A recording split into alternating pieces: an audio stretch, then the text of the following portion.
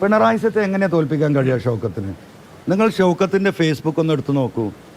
ഈ കഴിഞ്ഞ 2 വർഷക്കാലത്തിനിടക്ക് CPM-നെതിരെയോ ഈ ഗവൺമെൻറ്റിനെതിരെയോ ഒരു വരി എഴുതിയതായിട്ട് നിങ്ങൾക്ക് കാണാൻ കഴിയുമോ? PV അൻവറിൻ്റെ ലക്ഷ്യം വളരെ കൃത്യമാണ്. തൃണമൂൽ കോൺഗ്രസിന് UDF പ്രവേശനം വേണം എന്ന ലക്ഷ്യം അത് മുൻനിർത്തിക്കൊണ്ടാണ് PV അൻവർ ഏതായാലും ഈ വിധത്തിലുള്ള വിലപേശൽ സമ്മർദ്ദതന്ത്രം പ്രയോഗിച്ചുകൊണ്ടിരിക്കുന്നത്.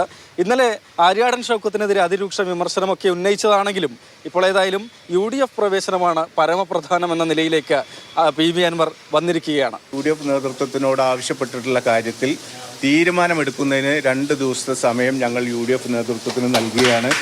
ആ 2 ദിവസം കഴിഞ്ഞാൽ നിലമ്പൂരിൽ ശ്രീ PV അൻവർ മത്സരരംഗത്തുണ്ടാവും.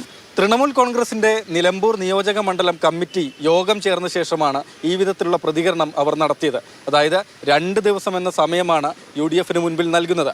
5 മാസം മുൻപ് തന്നെ UDF-ന് മുന്നണി പ്രവേശവുമായി ബന്ധപ്പെട്ട് കത്ത് നൽകിയതാണ്. പക്ഷേ അഴകുഴമ്പൻ സമീപനമാണ് UDF നേതൃത്വം സ്വീകരിച്ചത്. നേരത്തെ കോഴിക്കോട് ചേർന്ന UDF നേതൃയോഗം PV അൻവറിനെ സഹകരിപ്പിക്കാൻ UDF-മായി സഹകരിപ്പിക്കാൻ തീരുമാനിച്ചതാണ്. പക്ഷേ തൃണമൂൽ കോൺഗ്രസിൻ്റെ കാര്യത്തിൽ തീരുമാനമെടുത്തിരുന്നില്ല. ഇതിലേതായാലും ഈ തിരഞ്ഞെടുപ്പ് ദിവസങ്ങളിൽ യാതൊരു വിട്ടുവീഴ്ചയുമില്ല, ഇല്ലെങ്കിൽ മത്സര രംഗത്തേക്ക് തന്നെ പോകുമെന്നാണ് PV അൻവർ ഇപ്പോൾ ഉറപ്പിച്ചു പറയുന്നത്. സുധാകരൻ ഇപ്പോൾ മാധ്യമങ്ങളെ കണ്ടപ്പോൾ കൂടി UDF-ന്റെ ഭാഗമാകും PV അൻവർ എന്നാണ് പറഞ്ഞിട്ടുള്ളത്. ഭാഗമാകലൊഴിയിട്ട് മാസത്രയുന്നു ഭാഗം. അൻവറിന്റെ സമ്മർദ്ദത്തിന് മുൻപിൽ പൂർണ്ണമായും കീഴടങ്ങേണ്ടതില്ല എന്നാണ് കോൺഗ്രസിന്റെ നിലപാട്. അൻവറിന് സ്വാധീനമുണ്ട് നിലമ്പൂരിൽ, അത് അംഗീകരിക്കുന്നു. പക്ഷേ ഈ വിധത്തിൽ വിലപേശൽ തന്ത്രത്തിന് മുൻപിൽ കീഴ്പ്പെടേണ്ടതില്ല എന്നാണ് കോൺഗ്രസ് നേതൃത്വത്തിന്റെ ഒരു നിലപാട്. അതേസമയം തന്നെ നേതാക്കൾ അൻവറിനെ അനുനയിപ്പിക്കാനുള്ള നീക്കവും നടത്തുന്നുണ്ട്. അൻവറിനെ UDF-ലേക്ക് കൊണ്ടുവരുന്നതിൽ വളരെ താല്പര്യം നേരത്തെ എടുത്തിരുന്നത് KPCC മുൻ അധ്യക്ഷൻ K സുധാകരനാണ്. അദ്ദേഹം തന്നെ മഞ്ചേരിയിലേക്ക് വന്ന ഇന്നലെ രാത്രി PV അൻവറുമായി കൂടിക്കാഴ്ച നടത്തി.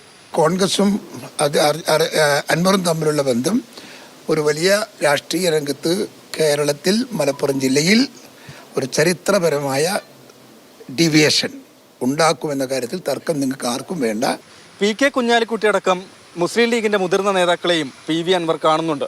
ഒപ്പം തന്നെ UDF-ലെ മറ്റ് ഘടകകക്ഷി നേതാക്കളെയും കാണാനുള്ള തീവ്ര ശ്രമത്തിലാണ് PV അൻവർ ഇപ്പോൾ ഉള്ളത്. ഏതായാലും ഈ തിരഞ്ഞെടുപ്പ് നാളുകളിൽ അൻവറിനോട് എന്ത് സമീപനം UDF സ്വീകരിക്കുമെന്നത് വളരെ പ്രധാനപ്പെട്ടതാണ്.